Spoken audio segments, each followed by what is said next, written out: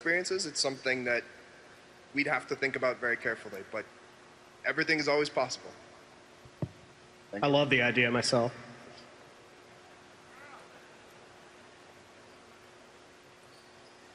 First off, I want to say that the new talent system looks awesome. I'm really looking forward to playing with it. And then I wanted to ask about Death Knight tanks. Right now, Death Knight tanks are in a really bad place. We've got problems with avoidance stats working against Mastery, and then some other things, some of which have been temporarily fixed, like the change to Outbreak, which looks like it's going to get reverted in 5.0. And then we have our two-piece tank scent bonus, which is sort of based on our imminent demise, and this idea that we're constantly bouncing around low health, except that if tanks and healers are doing their job correctly, we shouldn't be that low, which means we don't have a set bonus. So I guess my question is, what are the changes you guys are looking at for fixing some of the problems with Death Knights, and can we get a new two-piece set bonus, such as a heal that goes off when our shield breaks based on the size of our maximum shield that we generated? Well, I mean, that's a potentially good set bonus. We might use that at some point. I think it's a cool idea. That doesn't mean the current one isn't functional also, however. Now, in terms of Death Knights as a whole, one of the problems they've had, and something we've heard continuously from Death Knights over the course of the expansion, is their susceptibility to spike damage. The nature of the Death Knight tank is that because of their self-healing and their wide array of survivability tools and timers, they actually do require less external healing than any of the other tanks. And so it's a careful balancing act in terms of making sure that they have some weaknesses, right? If you were both not susceptible to spikes and required less healing, then the Death Knight would simply be the best tank all around. Now that said, it's not acceptable really to go from 100% to 0 in, a GCD or two. And we've tried, so some of the changes in 4.3 help with the survivability a little bit, remove some of the impediments to managing and juggling the different cooldowns and rune games that you have to do to maximize your survivability. One change that hasn't yet been announced, in the next 4.3 PTR build, the armor bonus from Blood Presence is going up from 30% to 55%.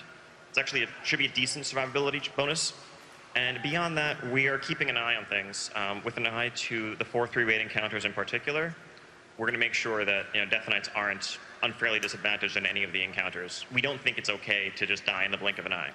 That said, part of the Death Knight experience is inherently about being brought really low and then doing awesome things to save yourself, right?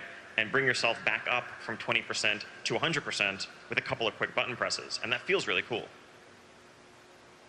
Thank you. Thank you.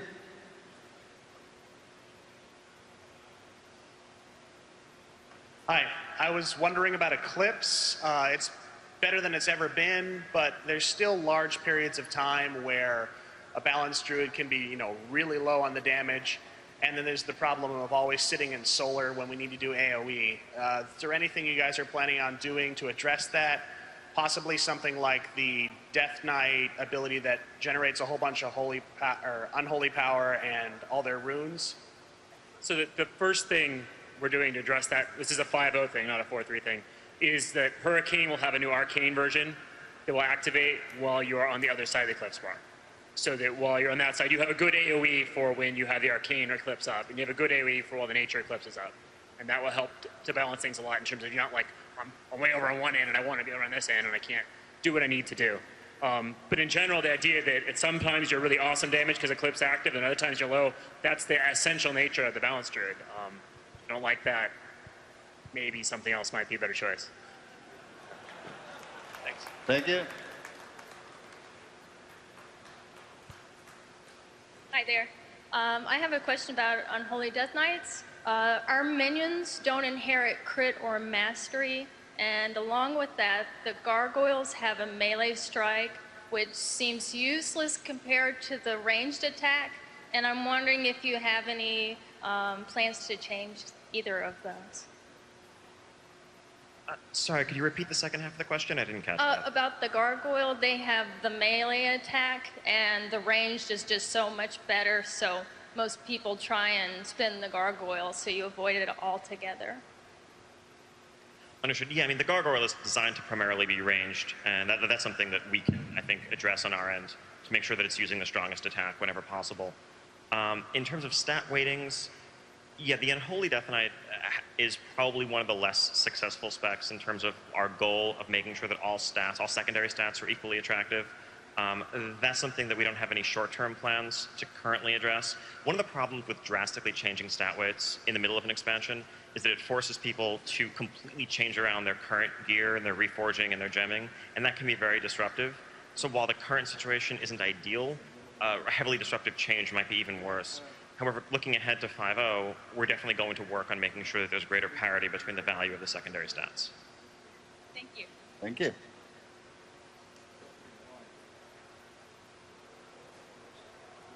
Hi, I have been playing since vanilla, and one of my favorite items that I've used even a lot, even till today, is Noggin Fogger Elixir. And I was wondering why we still are not able to mount when shapeshifted as a skeleton.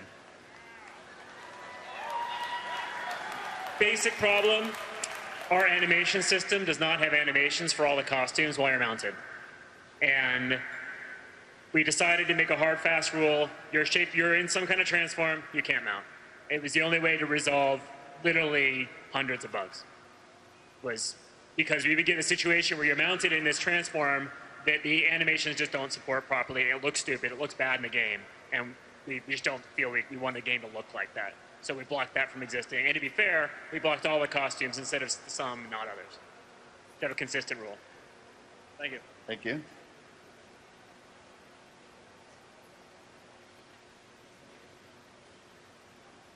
Hello, I'm B Wild Spirit from Turleon. First, I'd like to say hello to my guild Evolution, my GMs, officers, and my 9 guild pally friends. You guys are awesome.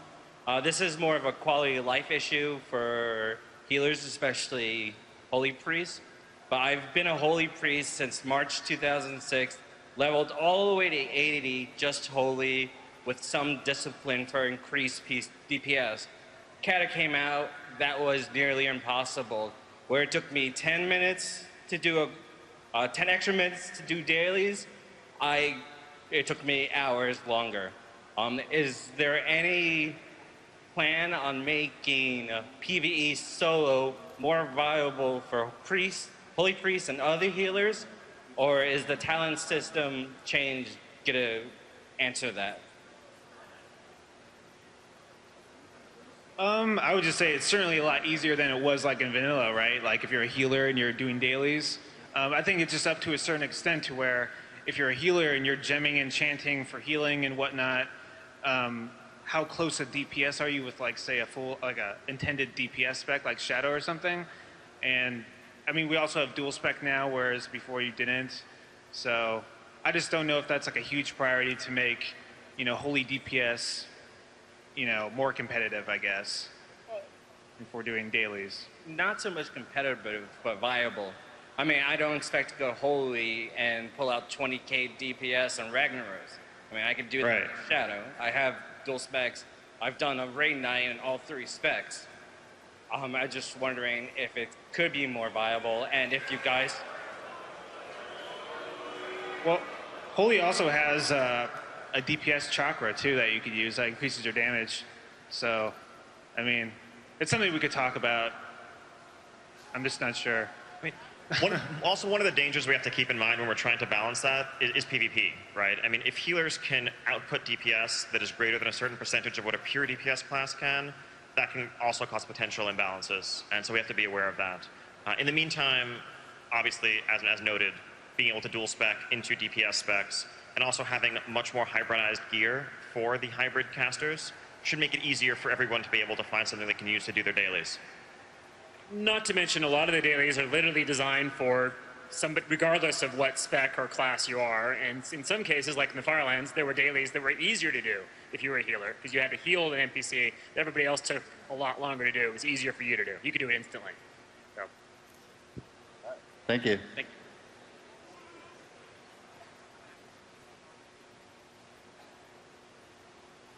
Hi, so I'm a rogue, so I just want to say first, thanks for the legendary. It's awesome. Rogues represent. You're welcome. So my question is regarding the new introduction of the Windwalker monk class, and also the formalization of cat druids as an official spec.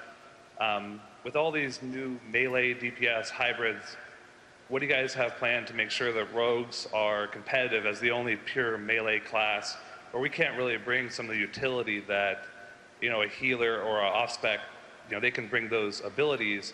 What do you guys have planned for rogues to make sure that we're still bringing some utility? Well, I think we've moved away from a model where being a pure meant that you simply, you know, did way more damage than everyone else, and that only hybrids brought utility. I think everyone brings a little bit of everything. Right now, some of the best reasons to bring a rogue, aside from their excellent top-tier melee damage, also include things like, you know, the ability to fan crippling poison onto a bunch of things, or excellent interrupts, or stuns. Those are things that are useful in a number of encounters and will continue to be useful in a number of encounters going forward, as well as, of course, in PvP. I think we're clearly going to try to maintain the rogue gameplay niche. You know, just because you have a monk class that has some maybe similar mechanics in terms of energy bar being melee, doesn't necessarily mean that they're going to be stealthy. They're not going to have rogue poisons. They're not going to have all the little tricks that make being a rogue awesome and make rogues rogues. Thank you. Thank you.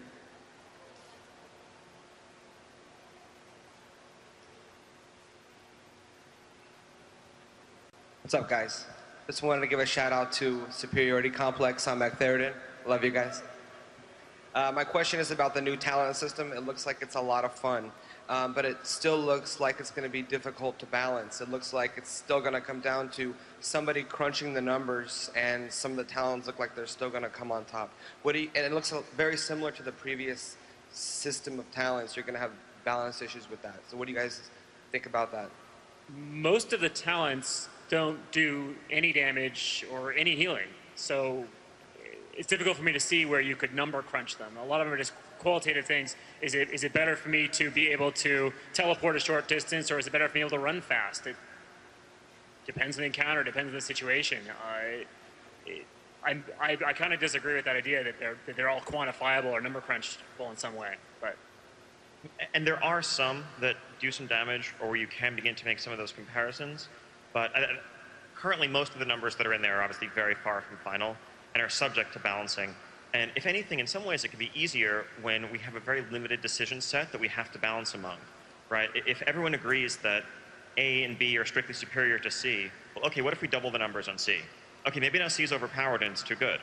So then maybe there's a happy medium that we reach where suddenly that's actually a really hard choice, and people can't agree what the right answer is. Thank you.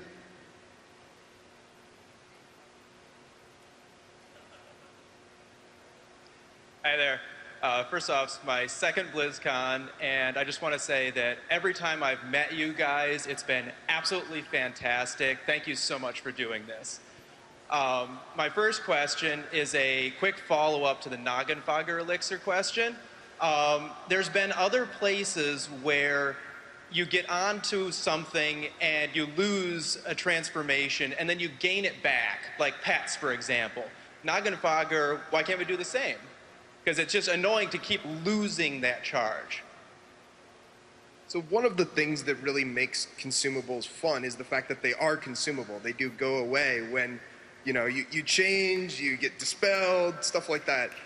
So if they were just sort of permanent things that you kept around and you popped back and forth like you're zoning into a Caverns of Time dungeon, you're going to lose the impact of what a transformation really is. And certainly we've looked at ways of giving you warnings rather than just automatically dispelling it out when you try to mount up. But fundamentally, we want these transforms to be fun things that aren't just everywhere.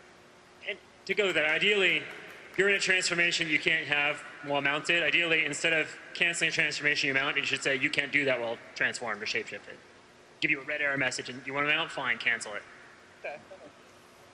Thank you. I've had my actual question. It's up to you guys.